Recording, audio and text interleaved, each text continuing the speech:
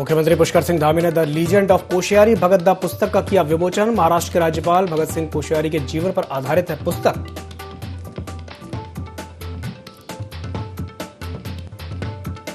केंद्रीय राज्य मंत्री संजीव बालियान पहुंचे उत्तराखंड। पशुपालन विभाग के कार्यक्रम की शिरकत। कहा, राज्य में पशुपालन में है असीम संभावनाएं।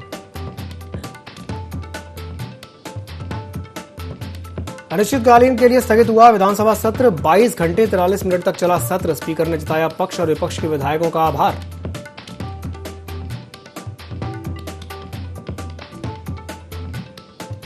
केंद्र की अग्निपथ योजना का पूरे देश में हो रहा विरोध। कांग्रेस ने प्रेस वार्ता करके जताया विरोध। केंद्र सरकार की नीयत पर उठाए सवाल।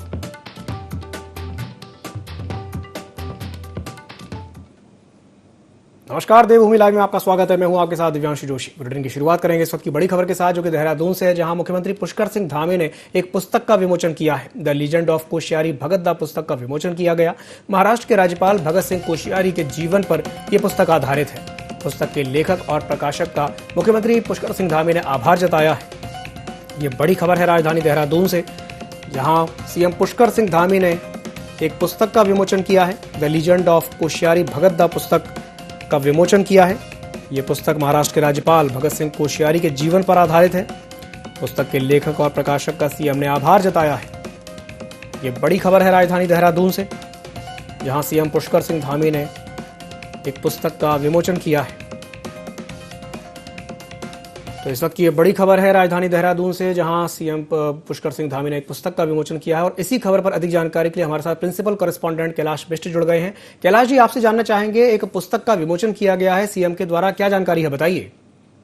देखिए, ये जो पुस्तक है भगत सिंह कोश्यारी के जीवन पर आधारित ये पुस्तक है। और भगत सिंह कोश्यारी उत्तराखंड के दूसरे मुख्यमंत्री थे जब उत्तराखंड राज्य बना था। पहले मुख्यमंत्री नित्यानंद स्वामी थे, उसके बाद भगत सिंह कोश्यारी को मुख्यमंत्री बनाया गया था। और अब मौजूदा समय में वो राज्यपाल है महाराष्ट्र के। लेकिन अगर उत्तराखंड की बात करें, उत्तराखंड के राजनीतिक जो करियर है उनका बहुत बड़ा यहाँ पर अनुभव रहा है। चाहे उत्तर प्रदेश की बात करें, उत्तराखंड की बात करें, और एक अच्छी पकड़ उनकी मानी जाती है, न सिर्फ बीजेपी में बल्कि आरएसएस में भी उनकी एक अच्छी पकड़ है। और अगर मैं मुख्यमंत्री की बात करूं तो मुख्यमंत्री उनको अपना गुरु मानते हैं, अपना आदर्श मानते हैं। और मुख्यमंत्री के साथ साथ बीजेपी के कई ऐसे जो कुमाऊं क्षेत्र के खासतौर पर जो नेता हैं, वो भगत सिंह कोश्यारी को अपना गुरु मानते हैं। और इस पुस्तक का विमोचन भले ही उन्होंने किया है, लेकिन सबसे बड़ी बात अगर भगत सिंह कोश्यारी के बारे में कही जाए तो भगत सिंह कोश्यारी सादगी के लिए जाने जाते हैं। वो जिस तरीके से एक बड़े ऊंचे पद पर है, लेकिन उनकी जो जीवन शैली है, उनकी जो कार्यशैली है, बहुत ही सरल स्वभाव के हैं भगत सिंह कोश्यारी।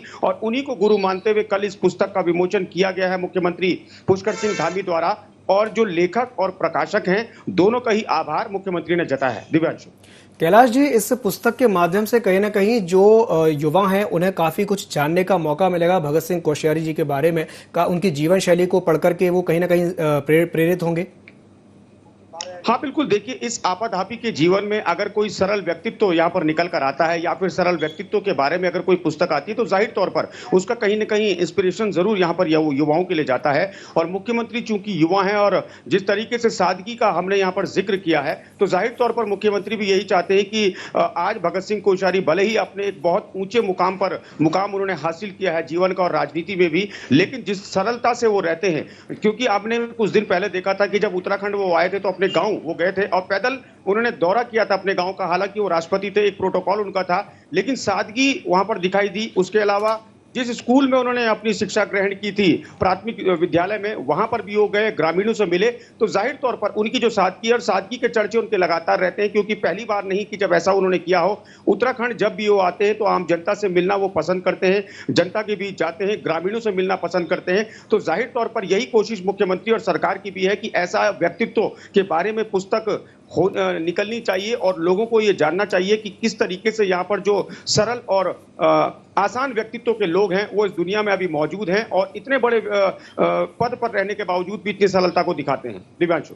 बिल्कुल कैलाश जी, तो कहीं ना कहीं ये कहा जा सकता है कि ये जो पुस्तक है ये युवाओं को जोड़ने का काम करेगी, लोगों को जोड़ने का काम करेगी, और लोगों को ये जानने का मौका मिलेगा कि भगत सिंह कोश्यारी जी ने किस तरीके से अपनी जीवन यात्रा उन्होंने शुरू की, कहाँ से उन्होंने आरंभ किया, और इतने सहज व्यक्तित्व होने के बाद भी वो लोगों के बीच रहे, और क्या कुछ कठिनाइयों का उन्होंने सामना किया और सामना करते हुए वो आगे बढ़े।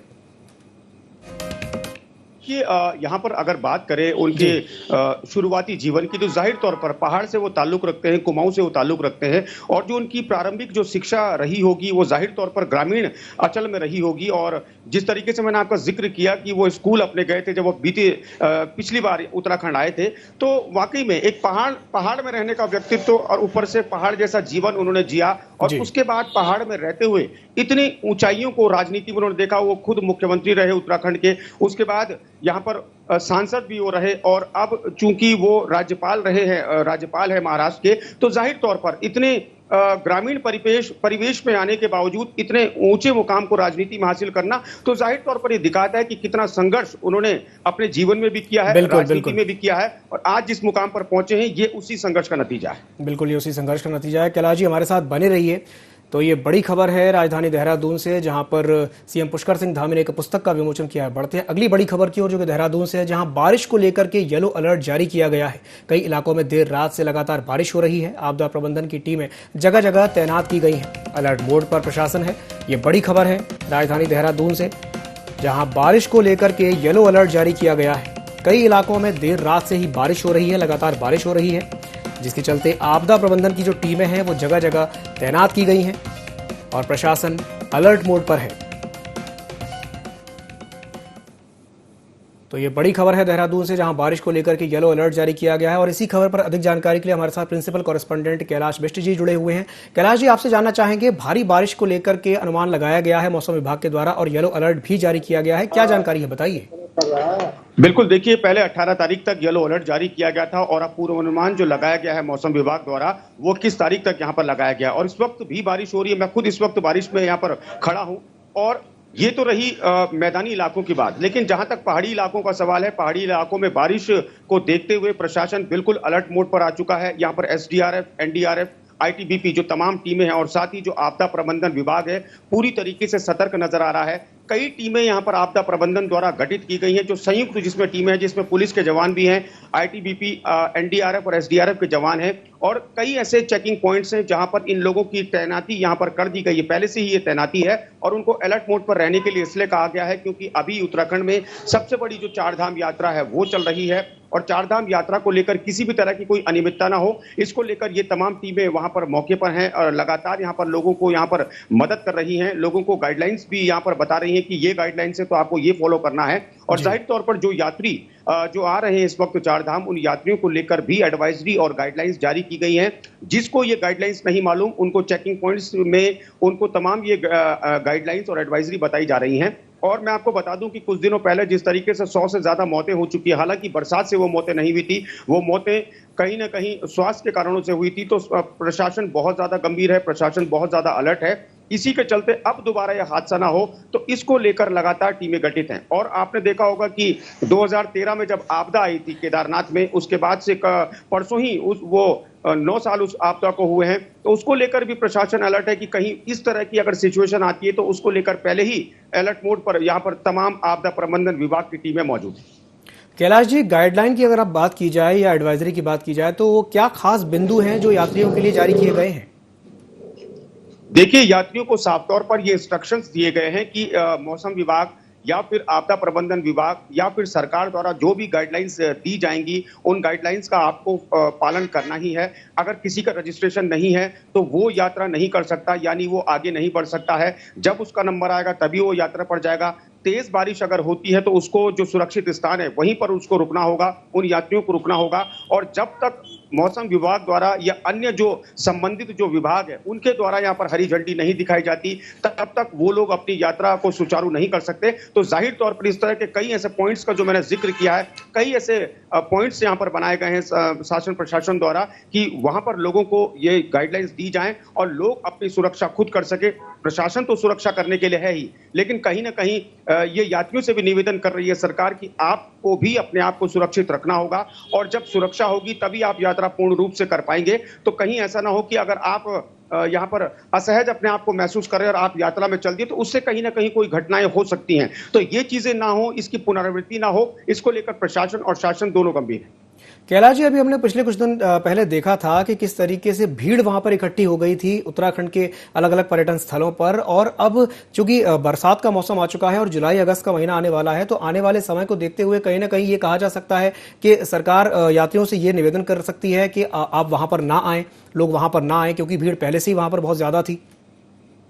हाँ देखिए, ऐसा है कि अब की बार जो यात्रा हुई है, क्योंकि कोविड 2 साल से चल रहा था जी। और कोविड के बाद जब ये यात्रा खुली तो जाहिर तौर पर सरकार को भी अंदेशा नहीं था कि इतनी अधिक मात्रा में यात्री आएंगे। हालांकि सरकार कह रही थी कि सरकार तैयार है कि ज्यादा लोग आ सकते हैं, लेकिन इतनी अधिक संख्या में लोगों का आना कहीं ना कहीं जाहिर तौर पर परेशानी जरूर होती है। लेकिन उस परेशानी से यहाँ पर पार पाना सरकार की एक बहुत बड़ी जो चुनौती थी, उस चुनौती से यहाँ पर सरकार ने पार पाया। और अब यात्री की जो संख्या है वो कम इसलिए होगी कुछ दिनों के लिए, क्योंकि बरसात है, बरसात में यात्रा ज्यादा नहीं चल पाती है, तो जाहिर तौर पर जो लोड है, लोड कम होगा। हाँ, जब बरसात खत्म हो जाएगी तो एक बार फिर से वही असर यात्रा में देखने को मिलेगा, उसी तरीके से यात्रा करने लोग जरूर आएंगे। तो शासन प्रशासन दोनों इस चीज को मानते भी हैं कि जब बरसात होती है तो यात्रा कम होती है, लेकिन इस दौरान जो दुर्घटनाएं हैं, दुर्घटनाएं बढ़ने की संभावनाएं ज्यादा होती हैं, क्योंकि पहाड़ों में अगर लैंडस्लाइड्स की बात करें, लैंड जी बिल्कुल कैलाश जी, बिल्कुल सही कहा आपने। लैंडस्लाइड की संभावना वहां पर बनी रहती है। बिल्कुल कैलाश जी, तमाम जानकारी साझा करने के लिए बहुत बहुत धन्यवाद। उत्तराखंड में प्रति व्यक्ति आय के मामले में हिमाचल से पिछड़ गया है। उत्तराखंड में प्रति व्यक्ति आय 1,96,282 रुपए है, जबकि हिमाचल प्रदेश की अगर बात करें तो वहां प्रति व्यक्ति आय 2,01,854 रुपए है। हिमाचल का बेहतर वित्तीय प्रबंधन और तेज आर्थिक विकास इसकी बड़ी वजह बन गया है। साल 2020-21 में भी उत्तराखंड से हिमाचल प्रदेश आगे था। ये बड़ी खबर है राजधानी देहरादून से, जहां उत्तराखंड प्रति व्यक्ति आय के मामले में हिमाचल से एक बार फिर से पिछड़ गया है। उत्तराखंड में प्रति व्यक्ति आय 1,96,282 रुपए है, जबकि हिमाचल प्रदेश की अगर बात की जाए तो वहां प्रति व्यक्ति आय 2,01,854 रुपए है। हिमाचल का बेहतर वित्तीय प्रबंधन और तेज आर्थिक विकास इसकी बड़ी वजह बन गया है। साल 2020-21 में भी उत्तराखंड से हिमाचल प्रदेश आगे था और अब एक बार फिर से हिमाचल प्रदेश आगे है। प्रति व्यक्ति आय की अगर बात की जाए तो उत्तराखंड हिमाचल प्रदेश से पिछड़ गया है।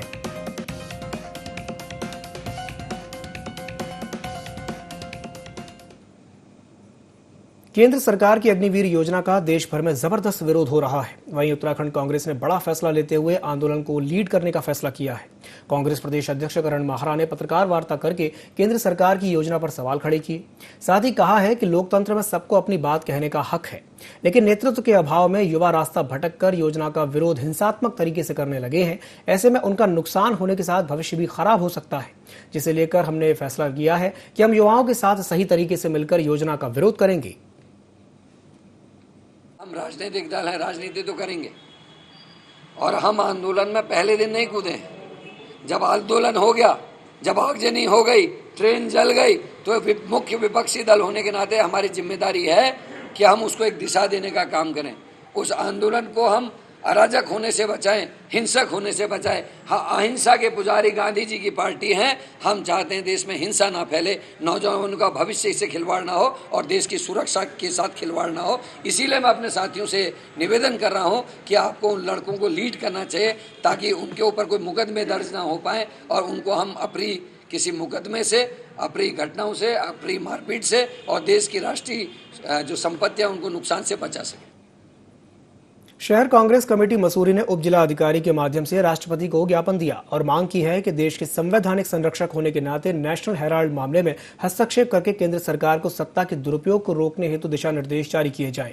ज्ञापन में कहा गया है कि केंद्र सरकार राजनीतिक प्रतिशोध और द्वेष की भावना से प्रेरित होकर सरकारी एजेंसियों का दुरुपयोग करते हुए विपक्षी दल के नेताओं का उत्पीड़न कर रही है, जिसकी कांग्रेस घोर निंदा करती है। कांग्रेस पार्टी के वरिष्ठ नेता और पूर्व राष्ट्रीय अध्यक्ष राहुल गांधी के खिलाफ प्रवर्तन निदेशालय की कार्रवाई इसका उदाहरण है। किसी भी देश के लिए इन व्यवस्थाओं का दुरुपयोग करना कहीं भी न तो न्याय संगत है और न तर्क संगत है।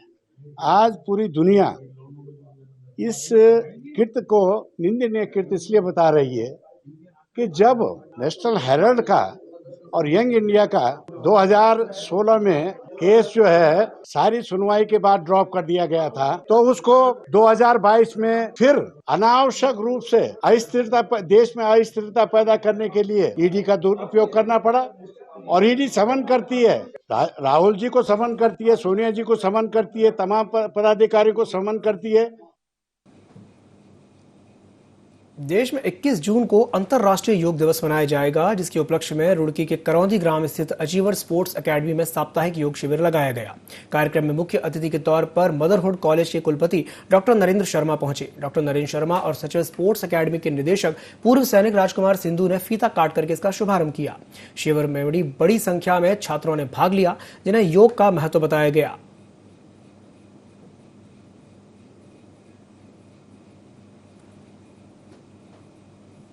धर्मनगरी हरिद्वार में सैकड़ों की संख्या में अस्थायी पंजीकरण में अस्पताल संचालित हो रहे हैं। रोशनाबाद स्थित मुख्य चिकित्सा अधिकारी कार्यालय में सीएमओ कुमार खगेंद्र सिंह ने जानकारी देते हुए बताया कि जिलाधिकारी हरिद्वार के द्वारा दिए गए निर्देशों के बाद से 2010 के नियमानुसार किसी भी अस्पताल को नया प्रमाण पत्र नहीं दिया जाएगा। आपको बता दें कि अभी तक कोई स्पष्ट गाइडलाइन नहीं आई है। उन्होंने जानकारी देते हुए बताया कि प्रमाण पत्र देने के लिए फायर, एनओसी, पॉल्यूशन के अलावा अन्य नियमानुसार दस्तावेज पूर्ण करने पड़ते हैं। उन्होंने बताया कि अभी नए रजिस्ट्रेशन नहीं किए जा रहे हैं। जिन लोगों के रजिस्ट्रेशन पहले से हुए हैं, उन लोगों को मात्र 1 वर्ष की अवधि के लिए उनके रजिस्ट्रेशन रिन्यू किए जा रहे हैं। मुख्य चिकित्सा अधिकारी ने यह भी बताया कि कुछ दिन पहले भगवानपुर क्षेत्र में एक ग्लोबल नर्सिंग होम के संबंध में शिकायत मिली थी कि मेरे द्वारा ही जाकर भगवानपुर में एक ग्लोबल नर्सिंग होम है जिसको सील किया गया, जिसके बारे में शिकायत आई थी। तत्काल प्रभाव से हमारी टीम गए, मैं खुद गया था उसको सील कर दिया गया, क्योंकि वहाँ पे कोई डॉक्टर था, न कोई स्टाफ था, न उनके पास कोई पेपर्स थे। रामनगर में पीपीपी मोड़ पर स्थित सरकारी हॉस्पिटल अपनी लापरवाही को लेकर के हमेशा सुर्खियों में रहता है। आपको बता दें कि यहाँ एक गर्भवती महिला को उपचार के लिए परिजन हॉस्पिटल लाए थे, जहां डॉक्टर पूरे दिन नॉर्मल डिलीवरी का आश्वासन देते रहे, लेकिन जब शाम को महिला की हालत गंभीर हो गई तो उसे हायर सेंटर रेफर कर दिया। परिजनों ने एक निजी हॉस्पिटल में महिला को भर्ती कराया, जहाँ डॉक्टरों ने बच्चे को मृत घोषित कर दिया। साथ ही महिला की हालत गंभीर देखते हुए उसे हल्द्वानी रेफर किया, जिसके बाद गुस्साए परिजनों ने सरकारी हॉस्पिटल में जमकर हंगामा किया। वहीं मौके पर पहुंची पुलिस ने परिजनों को समझा बुझाकर शांत किया। सुबह 9 बजे लेकर आए, तब उसको सरकारी हॉस्पिटल में लेकर आए। उसे सुबह 9 बजे से डाले ये टाइम हो गया। अब 5 बजे आकर उन्होंने मना कर दिया, कैसे यहाँ से ले जाओ, हमारे बस की बात नहीं है। उसका बच्चा भी पेट में मार दिया इन्होंने। 5 बजे आकर मना कर दिया। डॉक्टरनी नहीं थी, डॉक्टरनी को 5 बजे बुलाया इन्होंने, तो इन्होंने हमें बच्चा भी नहीं बताया कि बच्चा मर गया है। बच्चा भी हमें बाहर से पता चला। अब हम यही चाहते हैं, हम इंसाफ चाहते हैं। बाजपुर के टांडा बंजारा गांव में मामूली सी बात पर हुए विवाद को लेकर 2 पक्षों में जमकर मारपीट हुई, जिसमें एक व्यक्ति की मौके पर ही मौत हो गई, जबकि मां बेटा गंभीर रूप से घायल हो गए हैं।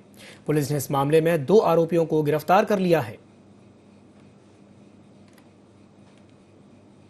सुल्तानपुर पट्टी में आज सुबह एक सूचना प्राप्त हुई कि एक ही बिरादरी के और एक ही पड़ोस में रहने वाले 2 परिवारों के बीच में एक ज़मीन पर लकड़ी रखने को लेकर विवाद हो गया था, और इस विवाद में दोनों पक्षों से आपस में मारपिटाई, लड़ाई झगड़ा, गाली गलौज हुआ।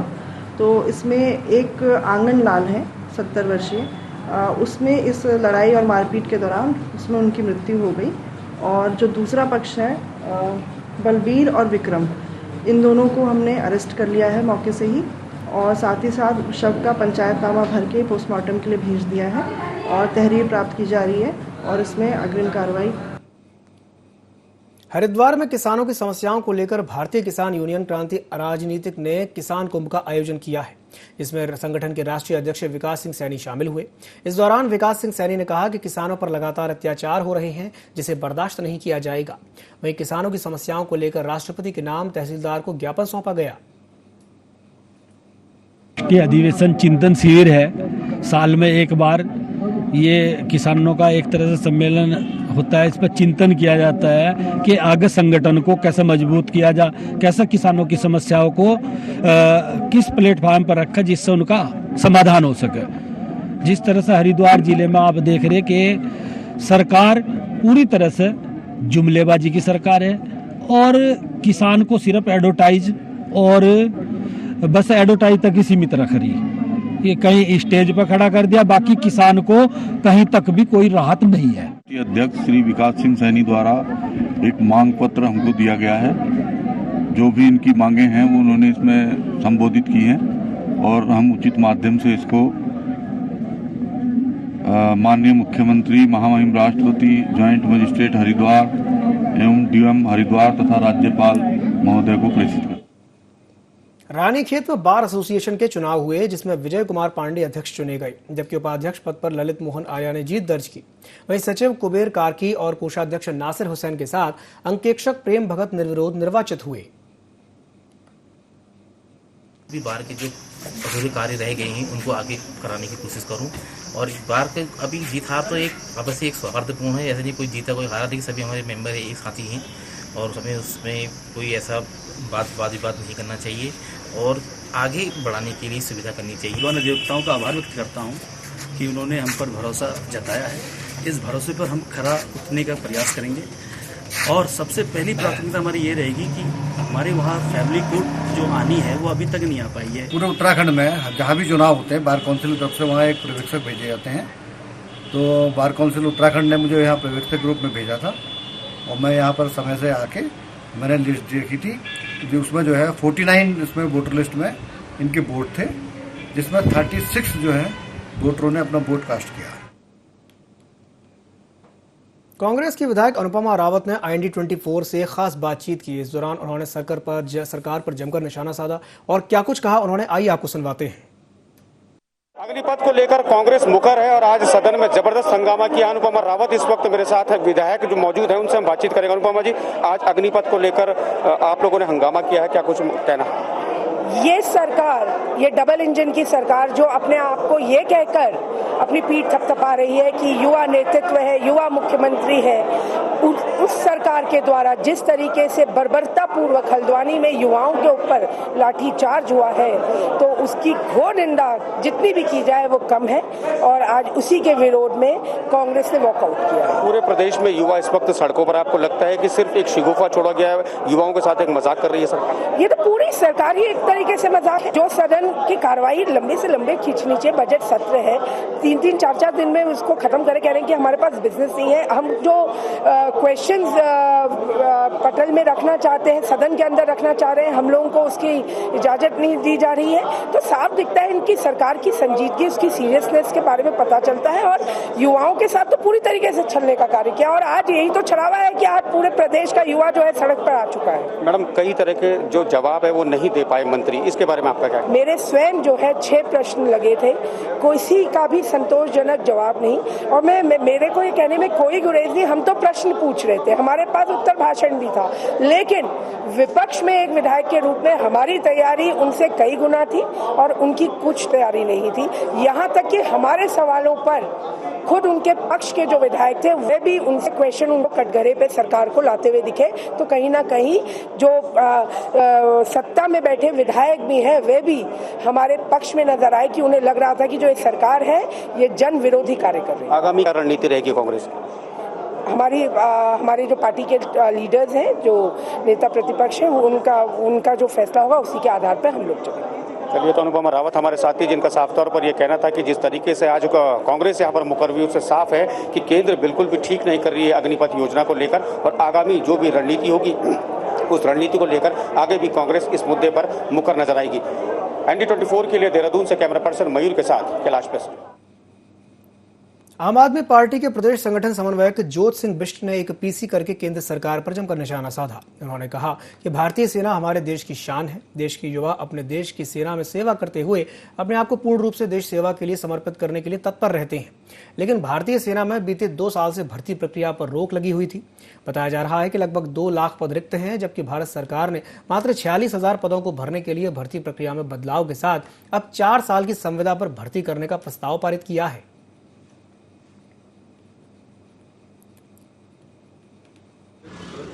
मुख्यमंत्री के हाथ में वैकेंसी निकालना है और जो केवल सेना में भर्ती लोग, क्या उनके लिए अतिरिक्त आरक्षण की व्यवस्था होगी? क्योंकि 50% आरक्षण का कोटा राज्य का पहले पूरा हो गया है, तो फिर वो किस कोटे में उनको नौकरी देंगे? क्या उनके लिए अलग से भर्ती निकाली जाएगी? इसको साफ किया जाए। और केवल एक राज्य का मसला नहीं है, पूरे देश के 750 से ज़्यादा जो जिले हैं उनमें जब भर्ती की बात होगी तो पूरे देश के राज्यों में क्या पैमाना होगा उनको दोबारा रोजगार देने का? इस पर न तो केंद्र सरकार साफ है, न राज्य सरकारों का भी कुछ पता है। देश सहित उत्तराखंड में भी अग्निपथ योजना का विरोध शुरू हो गया है, जहां हल्द्वानी में पुलिस को प्रदर्शनकारियों को तितर-बितर करने के लिए मामूली लाठीचार्ज भी करना पड़ा। वहीं कोटद्वार और पिथौरागढ़ में भी विरोध प्रदर्शन देखा गया। इन सबके बीच डीजीपी अशोक कुमार ने सभी एसपी को निर्देश जारी करते हुए अलर्ट जारी किया है। डीजीपी ने कहा कि प्रदर्शनकारी युवाओं से बातचीत करें, किसी भी प्रकार से कानून व्यवस्था ना बिगड़ने पाए। एसपीज को, हमारे डीआईजीज को निर्देशित किया है कि वो युवाओं से बात करें, उनको समझाने का प्रयास करें, कोचिंग सेंटर्स वालों से बात करें, उन्हें भी समझाने का प्रयास करें और किसी भी हालत में राज्य में शांति व्यवस्था की स्थिति बिगड़ने ना दें, शांति व्यवस्था बनी रहनी चाहिए। मैं भी युवाओं से अपील करता हूं कि कृपया करके ऐसा कोई कार्य न करें जिससे कि प्रदेश की शांति व्यवस्था खराब हो। बुलेटिन में फिलहाल के लिए इतना ही, दीजिए इजाजत, नमस्कार।